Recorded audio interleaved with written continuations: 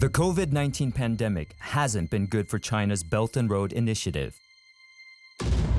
The Chinese Ministry of Foreign Affairs said the virus seriously affected 1/5 of the projects.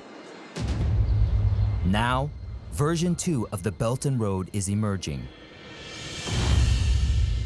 China's digital Silk Road, I think, is only accelerating in the developing world, where the demand for these systems has risen in the aftermath of the pandemic. China has donated vaccines everywhere for the poor countries. 要坚持绿色发展理念。 Journey with us across the world to discover how the Belt and Road Initiative is evolving in this post-pandemic world. In this episode, Chinese e-commerce extends China's digital Silk Road across ASEAN. The Southeast Asia market probably is the most important market for Chinese internet giants when they expand overseas. Thai durian farmers partner China's largest tech companies.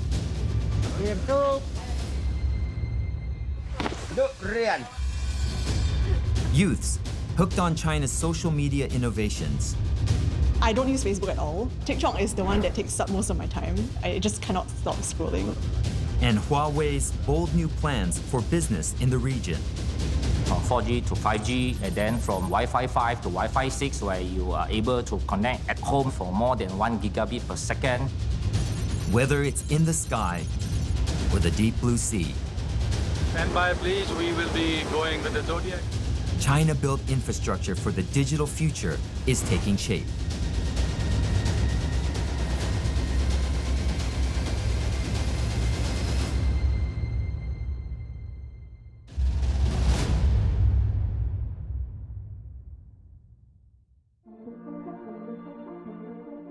Smart cities, e-learning, e-commerce, AI, Internet of Things, blockchain.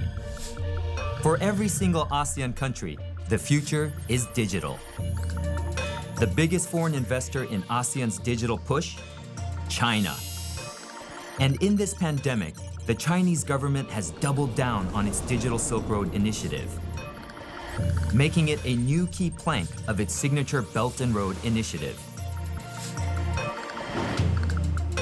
Winston Ma is most recently the head of the North American office of China's Sovereign Wealth Fund. He has written several books on China's tech power and digital strategies. In the past, most of the Belt and Road projects are hard infrastructure projects. And the pandemic has made global traveling very difficult, which also means that some of these harder projects are delayed. At the same time, the connectivity in the cyberspace becomes even more important because of the pandemic. The demand for data flow and digital infrastructure actually becomes even more imminent. And there's demand for more advanced infrastructure, for example, 5G connectivity. Smart cities. It is part of the National Development Plan for nearly every ASEAN government. And when it comes to these digitally savvy, intelligently wired up, futuristic urban centers of tomorrow, there's one Asian city that leads the pack, Shenzhen. And it has a partnership with Singapore. In 2020, the Singapore-China Smart City Initiative was launched in both cities. In 2018, Singapore had proposed the establishment of an ASEAN Smart Cities network. In response, Chinese Premier Li Keqiang proposed a smart city initiative to link a Chinese city with Singapore as part of this network. So we then jointly agreed to choose Shenzhen.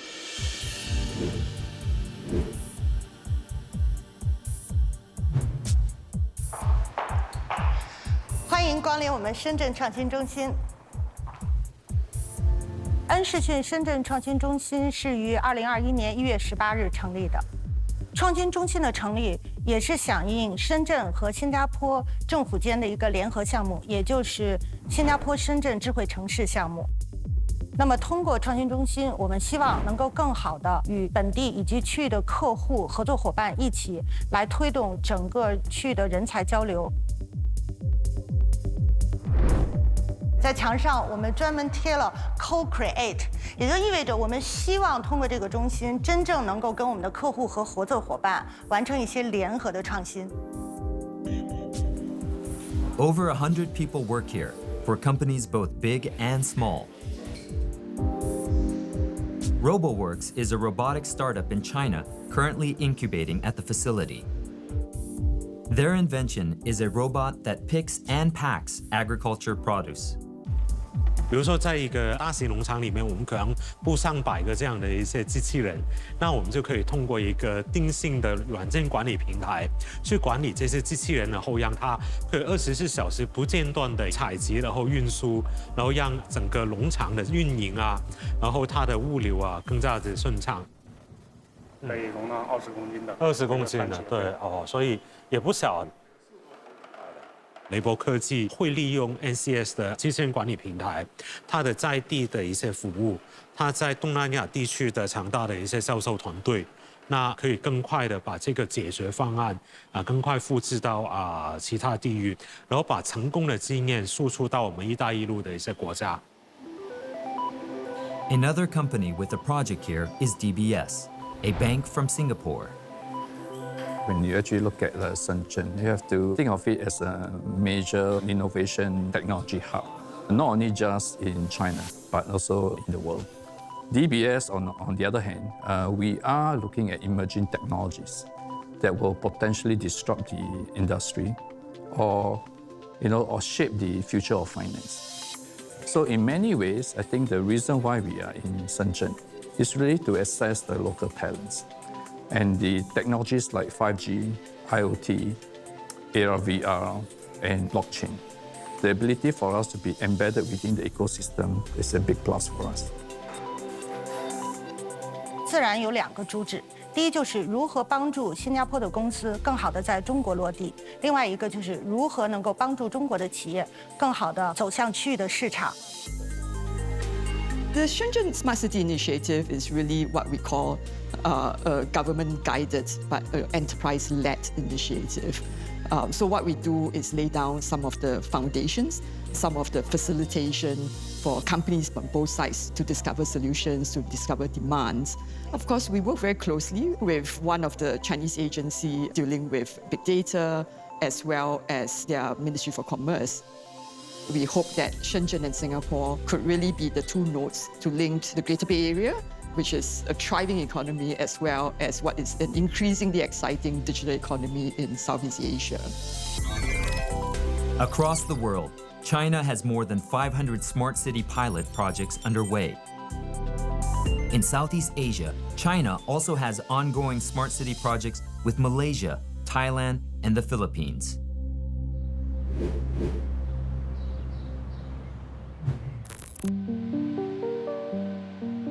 Smart cities rely on talent and infrastructure.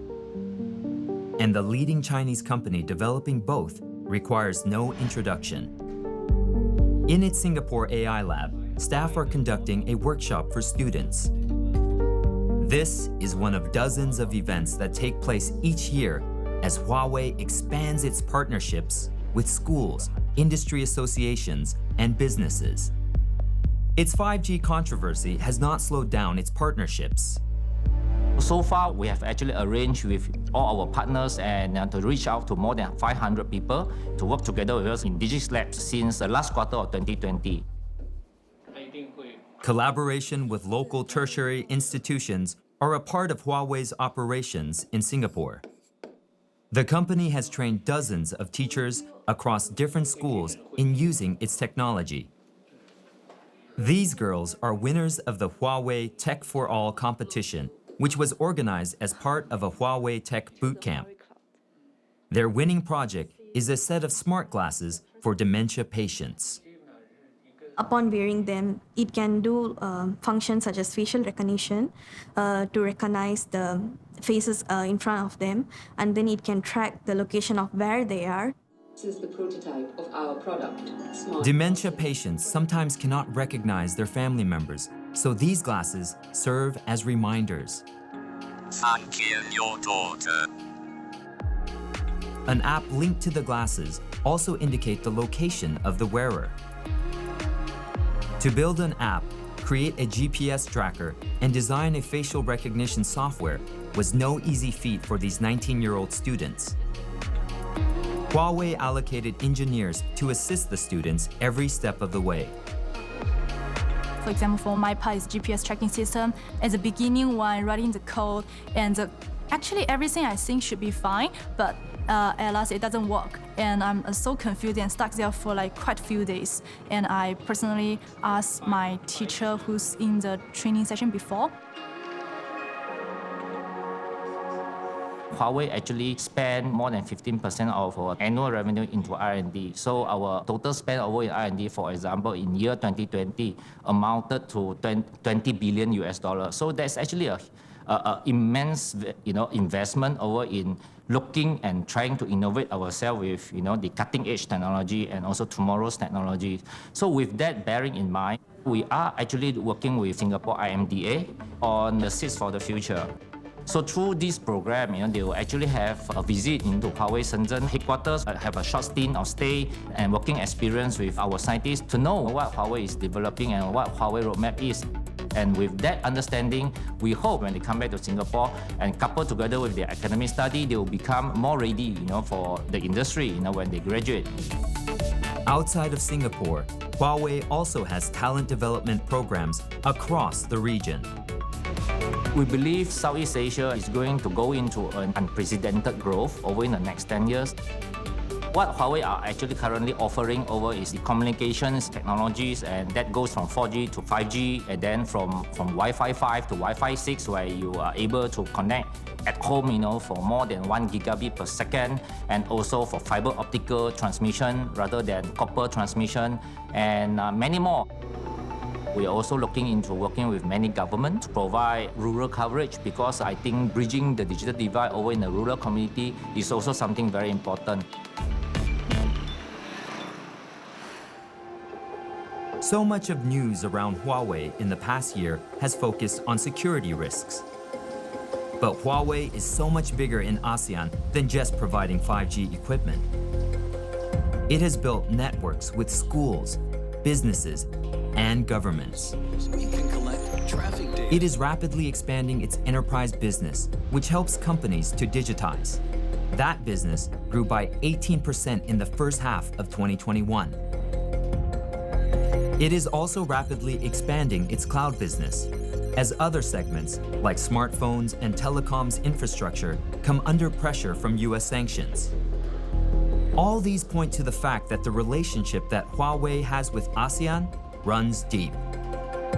So Huawei is a company that's been around for a long time. You've got decades of relationships that are built up in this part of the world. Relationships that go into governments, that go into companies, that go into education, that go across the world, and also frankly go into the hardware of how these countries operate and function. To turn that all around is frankly a losing proposition, and frankly one that these countries are probably not going to do.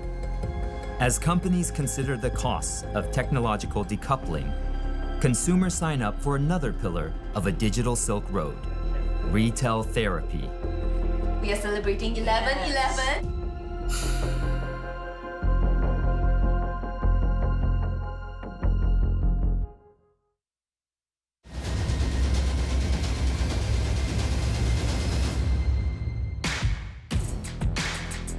What do the three largest e-commerce sites in Southeast Asia have in common?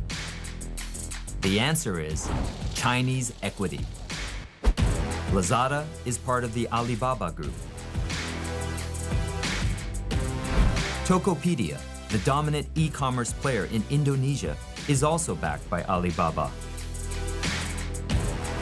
And Shopee is backed by Tencent. Shoppers in ASEAN are buying on the digital Silk Road. And here's one day that proves the point.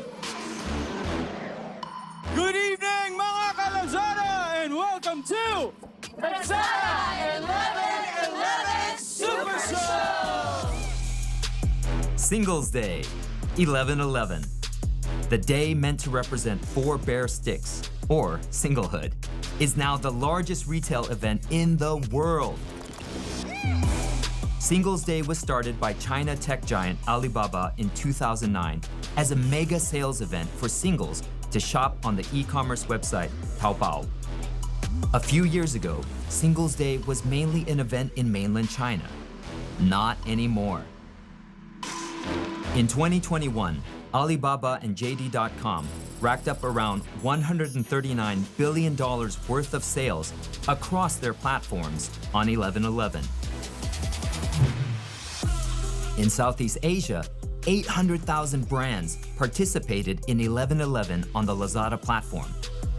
That's double compared to the year 2020.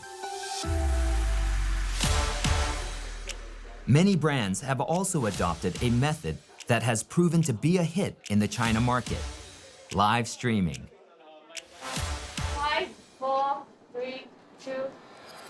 Hi guys, welcome to the live stream. As usual, we've got one of our latest, newest TVs with us behind the Q Series Pro. We started doing these live videos at the start of the year, and we've seen sales generally get better each time. These interactions are more about reaching out and being able to speak to them more organically as compared to the usual live chats or over calls. And it's so important for us as a brand to reach out to customers in this way. Colin's asking whether he can order during 11/11 but choose to deliver in early December. No problem. When we know 11/11 is coming up, you can ask the team, we know it's game on. It is the one day that is the biggest. In that one day, we can easily overshadow the past 3 months worth of sales as a growing company. Live streaming requires a professional setup with equipment and know-how. And Lazada has set up live streaming studios to help brands navigate the digital Silk Road. Welcome to our last live show, A World of Wonder with Estee Lauder. We are celebrating 双11 11/11. 11/11, there was definitely a surge in user traffic as well as sales compared to the average day. Look at this, it's so cute. It's like a little train case made from recycled materials. I love that. While customers are getting very used to shopping online, what we found is that some feedback from the customers, they do want to see the real product and try it before they buy it. How much should I go for? Is this too much? Maybe that's a good amount. I think what Lazada has given us is a platform that we are able to engage with the customers, identify their needs, and therefore give them feedback and they can make an intelligent purchase decision. Alibaba actually pioneered live streaming back in May 2016, and since then, live streaming has grown tremendously. As you know, Lazada is a part of Alibaba, and we didn't, of course, immediately take on live streaming back in 2016, but as we evolved, we actually gradually introduced live streaming into Lazada. Unlike a common notion, actually we didn't copy and paste what live streaming is. Very much you would see that live streaming takes on its own local style. There were over 18 million views on Lazada's live stream channel in Singapore during 11/11.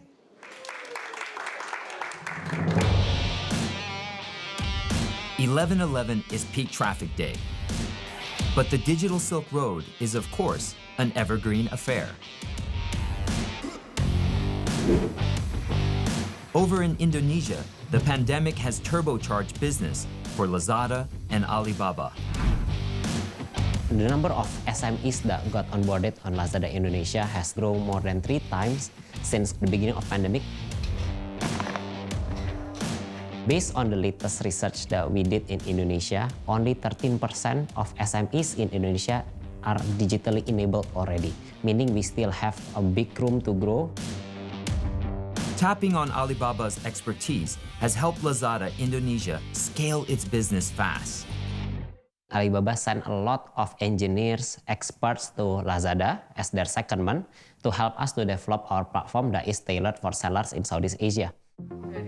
The biggest learning we got from Alibaba experience in technology is that the development on our buyer app, that the buyer now are being recommended based on algorithm. We can showcase even from the smaller sellers if it matches with the customer behavior on our platform. So that's the number one. The second one, I think it's on the shoppertainment. Online selling, the biggest barrier is about trust. Now the customer can see live who is the seller and what is the product. Alibaba manages millions of parcels every day in China, and we would like to learn their capabilities in managing orders. We are consisting of a lot of islands, and we have a very minimal logistic network. Hence, we launched our Lazada logistic company, in which it managed up to 80% of the sellers go through our hubs and sortation centers to distribute across Indonesia. Lazada's rapid expansion here has thrown a lifeline to many small businesses that suffered during the pandemic. Ya, jadi awalnya tuh kita cuma jualan di sosial media ya, kayak Instagram, WhatsApp, dan saat itu kita cuma bisa ngejual 5-10 tas gitu. Dan ketika tahun pertama kita gabung di Lazada itu benar-benar naik 100 kali lipat gitu. Dan dari situ kita mikir, wah ini bakal peluang banget sih ke depannya gitu.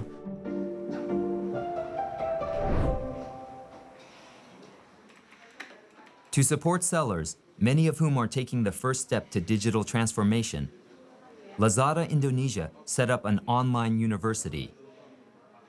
Most of my sellers now, they are within our platform in less than 1 year or 2 years, meaning that they do not know yet what are the right techniques, the right tricks to sell online. That's why this training is very important. What we saw is that the impact up to 5 times of sales uplift after they attended this training. What is the material? The material is actually extremely basic. It's about product listing, about decorating your store. Most of Indonesian SMEs still need to learn basic things instead of something more sophisticated. Ya, jadi transformasi digital itu awalnya tantangan banget ya buat kita. Dan Lazada nyediain kayak Lazada University yang ngebuat saya bisa belajar tiap hari gitu. Back in 2020, the e-commerce penetration of overall retail in Southeast Asia is around 8%. And even today, at the tail end of 2021, we are probably just crossing a double digit, 10-11%. And we continue to see this, reaching like 20% e-commerce penetration by 2025. This provides tremendous opportunities. Lazada is just one example of the investments that have been made on the digital Silk Road in Indonesia. Chinese companies helped Indonesian internet companies raise $6 billion between 2015 and 2018. Tencent, Alibaba, and JD.com have all played a major role in the explosive success of companies like Gojek, Tokopedia, Bukalapak, and Traveloka. The Southeast Asia market probably is the most important market for Chinese internet giants when they expand overseas. First of all, is obviously the close proximity of these markets, right? It's very close by geographically, and they're in the same time zone. So this is a tremendous advantage, comparing to, let's say, Alibaba tried to set up e-commerce in North America. Right. And the second is the similarity of these markets, with China. Just like China years ago, Southeast Asia has a large percentage of young population. It did not have a long history of credit card, banking system, etc., right, for the majority of the population. Just like China, the internet populations are mobile first. They never had a PC before. All these factors make the Southeast Asia market the most important market for Chinese companies when they go overseas. China's digital Silk Road isn't just a one-way street. ASEAN's exports to China has also been rapidly growing on the back of e-commerce expansion in the mainland. In 2020, for the first time, ASEAN countries jumped to be the #1 trading bloc with China.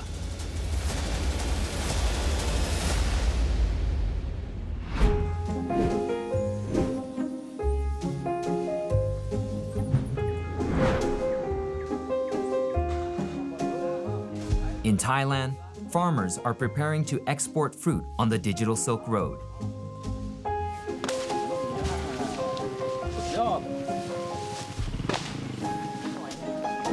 มาตัดทุเรียนที่สวนเหมาส่งไปที่ประเทศจีนก็ขายดีขึ้นเยอะตอนนี้ราคาก็ดีด้วย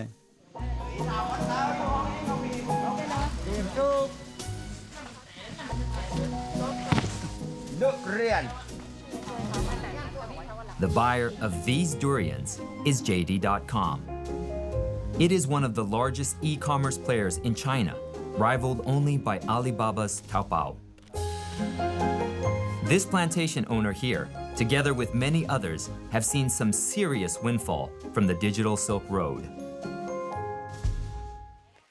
เมื่อก่อนมันไม่เยอะเหมือนตอนนี้คนจีนเข้ามาในประเทศไทยเยอะก่อนหน้านี้ประมาณ5 ปีเยอะมากแล้วก็เกี่ยวผลไม้เกี่ยวทุเรียนส่งออกไปได้ดีมากเลยตอนนี้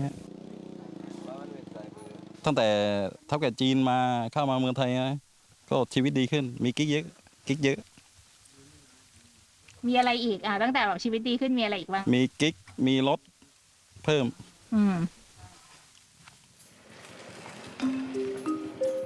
In 2020, China imported 575,000 tons of durians, worth $2.2 billion from Thailand. In spite, or perhaps because of the pandemic, this figure is up 78% year on year. Companies like JD are the main driving force, since many have switched to ordering groceries online. When you go into remote places, the farmers will bring, let's say, a basket of fresh fruit sitting at the roadside, waiting for people to passing by to buy their fruit. But of course, most of the human traffic is not at the small road. People just drive through the expressway, without even seeing these people. So they have to just throw away all the rotten fruit. So the digital Silk Road means that these farmers can be part of the digital market.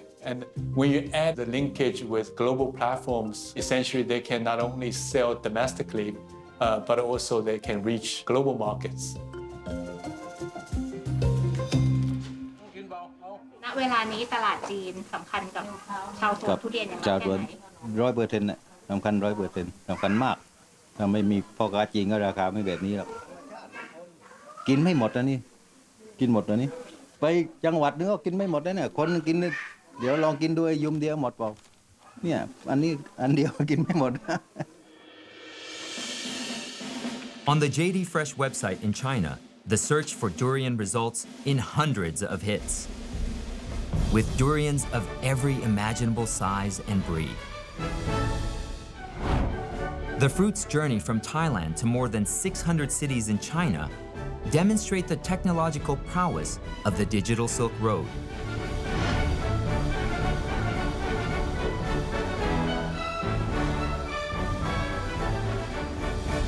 榴莲比较生的时候，它是带一种这种青草味儿的，然后到成熟度高了的话，它是带着这种浓郁的刺鼻的一些味道。在这个京东的仓库都有适合这个榴莲存储的一个专门的一个库房。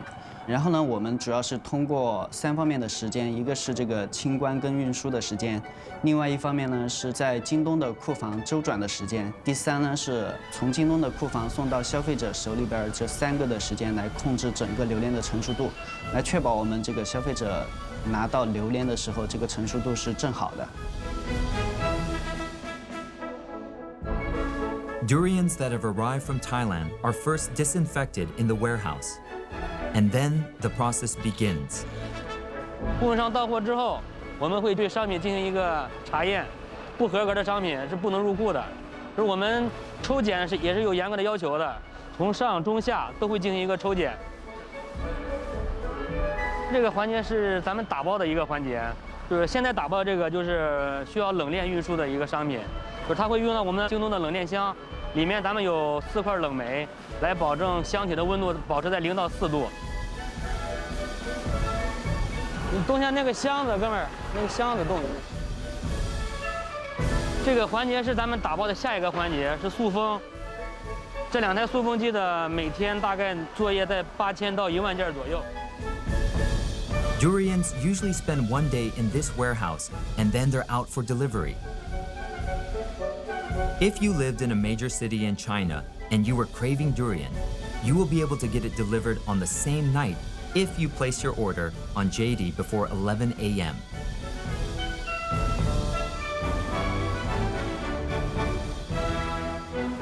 The technology behind this e-commerce is what has enabled the sale of billions of dollars worth of durians in China. 首先每天起来呢，要检查这个当天的销售跟库存的一个情况。其次呢，我们要与这个泰国的产地去沟通一个产品的品质跟货量的一个情况。同时呢，我们要去监控这个消费者后台的一个评价，然后并提出这个解决办法。然后最后呢，根据这几方面的一些调研以及我们后续的促销节奏，来跟产地制定后续的一个采购的计划。And this is how the king of fruit travels on China's digital Silk Road to arrive in people's homes.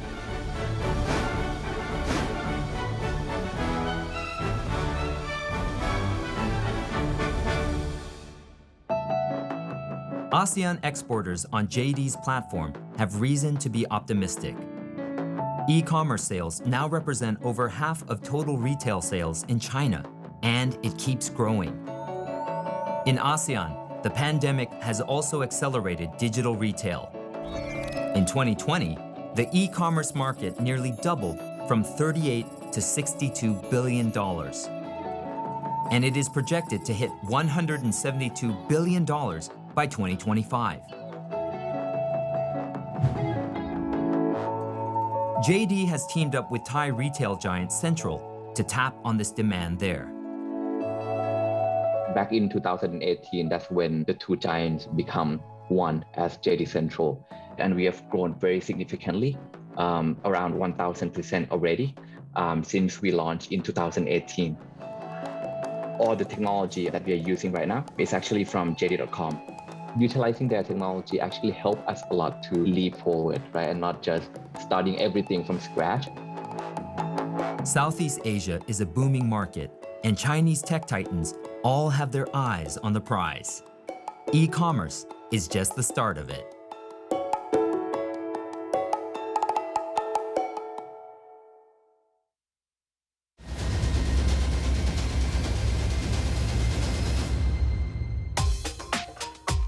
Lock down boredom.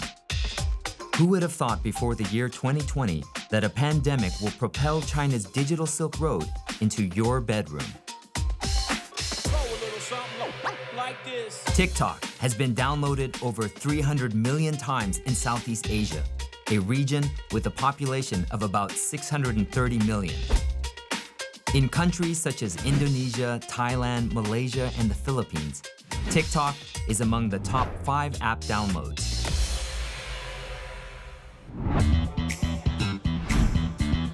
I'm Cassie. I'm the agency lead at Helpmill Creators Network. Our main goal, setting up the company was really to grow and empower the next generation of TikTok creators. In 2020, when COVID kicked in, I think when everybody was on lockdown, naturally the only place that you could turn to for entertainment, I guess, would be your phone, because even your mainstream broadcasters were also restricted in the types of productions they could execute as well across all the different countries. So if you think about your other platforms like Facebook or YouTube or Instagram, you kind of have to start creating your content completely from scratch. Yeah, but on TikTok, there are a lot of built-in features that allow you to build on other people's content. That is one of the key things that makes content creation a lot simpler. 3, 2, 1, play. So we have a couple of creators who just came in today for a photo shoot and a video shoot. This is part of what we do to help market our creators as well. TikTok, I'm on it for 3-4 hours a day. So 3 to 4 hours a day? Unfortunately, my boss better not be on the show, but yeah. I don't use Facebook at all. Instagram, sometimes, but TikTok is the one that takes up most of my time. I just cannot stop scrolling. I think everybody really likes TikTok because it's super, super authentic. It's like people just sharing funny stories about their life. COVID changed everything. I started to see my friends, my family, and I think we saw a lot of our colleagues actually kind of just download the app and just watch things. Personally, I'm into very strange topics, like I love watching ASMR videos.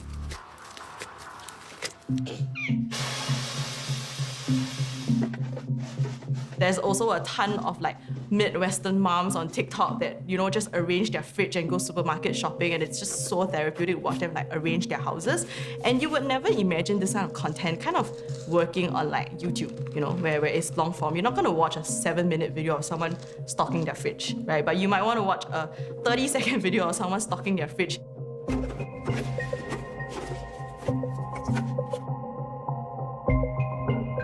HCN has struck gold by betting on TikTok. Within a short time, they've secured major advertisers and expanded their business beyond Singapore to Malaysia, Philippines, and Indonesia.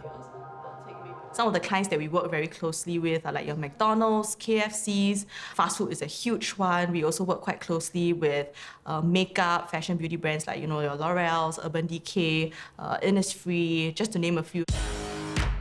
The Financial Times reported that in Britain, 18 to 24-year-olds spent 10.5 minutes looking at Instagram each day in September, down 15 minutes from the previous year.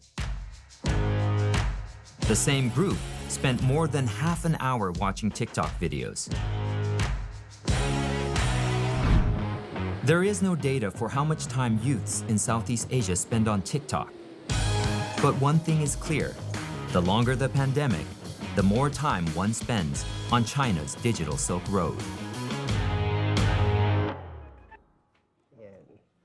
Nag-declare nga po ng ECQ yung ating government, doon ako nag-start gumawa ng mga videos sa TikTok. Magagata ako ng ipil-ipil. Gumagawa lang ako ng mga simple videos, may ginagaya lang ako. Tapos nga yung pamangkin ko nga, encourage siya ako gumawa ng, ng isang katatawanan. Enrico's TikTok character is Auntie Nina, a middle-aged mom who is always getting into awkward situations. Mars, nandiyan ka pala! Auntie Nina has 2.7 million TikTok followers. Hello! 5, 4, 3, 2, 1, action! Hello mga Mars!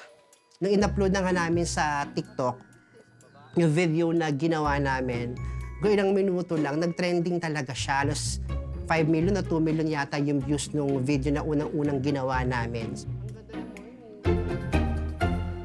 Kung mapapansin niyo yung mga unang videos ko, napakasimple na nung bahay namin. Ngayon dahil nga sa TikTok, nagkaroon ako ng iba't ibang endorsement na kung saan binabayaran ako ng okay naman yung, alam mo na yung payment na kung saan nilalagay ko dito sa bahay namin. Kasi alam mo naman, hindi naman ganun kalakihan din yung sahod ko. Actually, yung blends namin na yan, bigay lang din sa akin ng mga nag-iidolo sa akin. Tapos, dahil nga sa mga bayad sa akin na nagkapagpatels ako ng aming ng floor namin. Napakulay ko yung bahay namin, tsaka yung bahay na ate ko na tumutulo ako nagpagawa noon. Tapos ito, yung TV nga, bigay din sa akin ng isang company.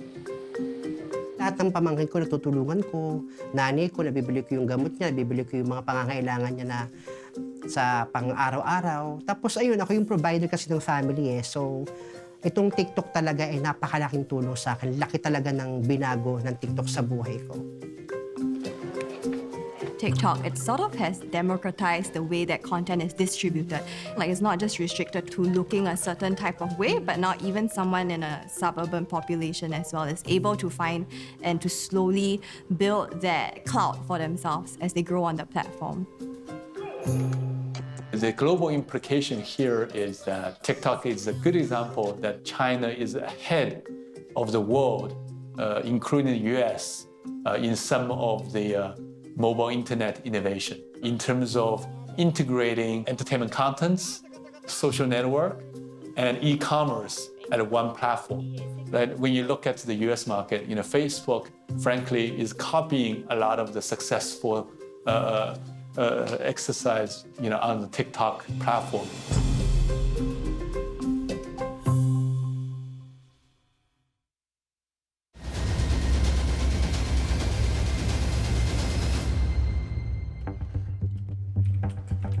The digital Silk Road is built on infrastructure. And here is one critical piece that is often overlooked. Fiber optic cables laid in the seas all around the globe. These cables carry 95% of internet data, YouTube, Zoom calls, credit card transactions. They all rely on this. And there has been a surge in Chinese submarine cable projects. One company behind China's presence in the seas is Hengtong Marine. Xu Rundong is a manager for Hengtong's project in the Maldives. It is his 5th time flying to the Maldives this year. His task, to oversee the laying of over 1,000 kilometers of submarine high-speed fiber optic cables here, to link up the 6 main islands in the Maldives for its 5G rollout. On board the E-Marine, Xu Rundong and his team are checking the cables before it is unraveled on the ocean floor.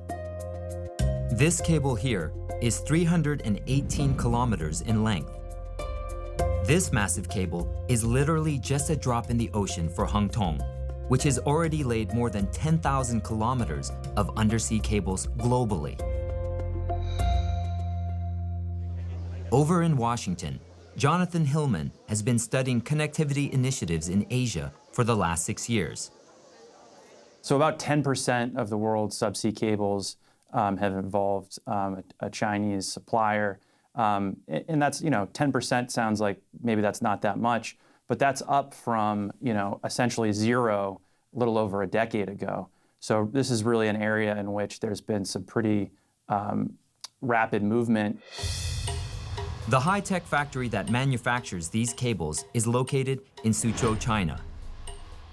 The factory is a maze of sophisticated machines which carry out more than 10,000 procedures to manufacture undersea cables.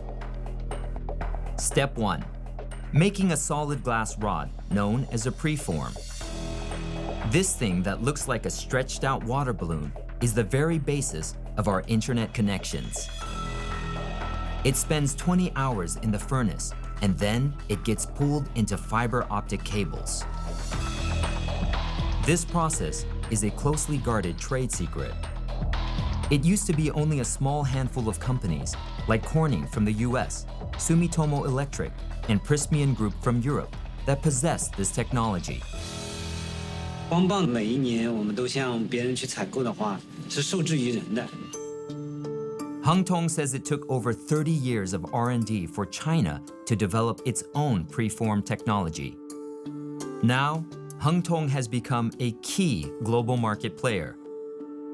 This factory alone is capable of making 2,200 tons of preform a year. If all these preforms are stretched into fiber optic cables, it can circle the globe 1,500 times. This thin fiber which carries our internet data is what the digital Silk Road is made of. I think there's an interesting historical parallel here that illustrates some of the strategic value of these systems. You have to go back to the sort of late 1800s when Britain was the world's dominant supplier of telegraph cables. British firms pioneered a lot of the early technology. They really were dominant in terms of their sales, in terms of their ability to repair cables. And that dominant position really became a strategic asset when World War I broke out, because Britain was better positioned than anyone to be able to disrupt its enemies' communications. In the meantime, it was also benefiting commercially too in the run-up to that. So I think this is an area where there are big commercial stakes, but especially in the event of some sort of contingency or conflict, the value of these systems goes up even more.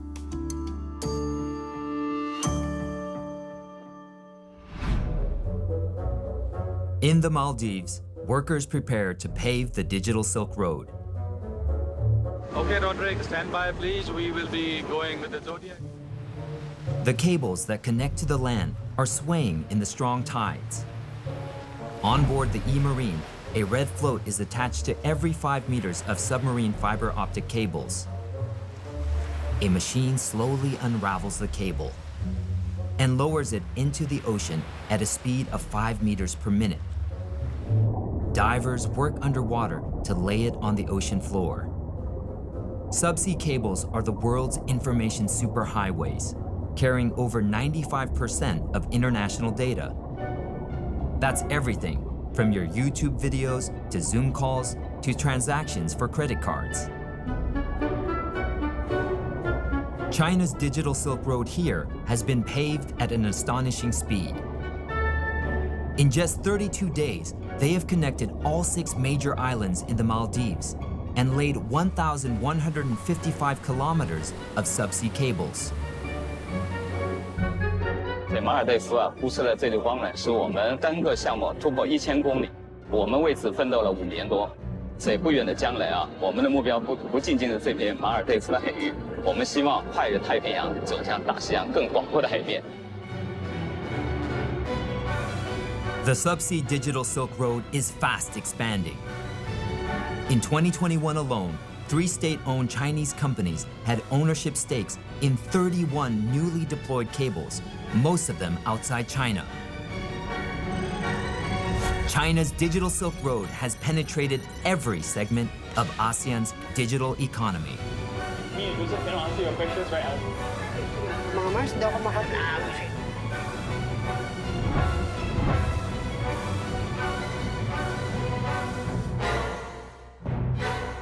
The biggest threat in my mind of the digital Silk Road is really the fact that Chinese companies fundamentally have to operate, at the behest of the Chinese government.